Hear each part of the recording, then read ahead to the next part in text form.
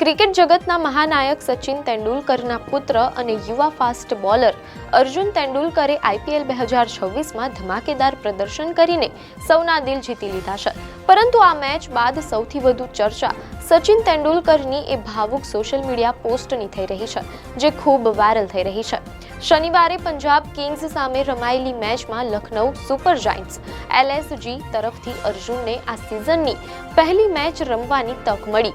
અર્જુનની પહેલી જ ઓવરમાં કેપ્ટન રિષભ પંતે એક સરળ કેચ છોડી દીધો હતો. જો કે આ ઝટકા છતાં અર્જુને હિંમત ન હારી તેણે જબરદસ્ત વાપસી કરી અને એક ઘાતક યોર્કર બોલ પર પ્રભસિમરન સિંહને LBW આઉટ કરીને પેવેલિયન ભેગું કર્યું. ખાસ કરીને લડાયક બોલિંગ કરીને તેણે છેલ્લી ઓવરમાં માત્ર 5 રન જ આપ્યા હતા. પુત્રની આ અડગ ધીરજ અને શાનદાર પ્રદર્શન જોઈને પિતા સચિન તેંડુલકર ગદગદ થઈ ગયા.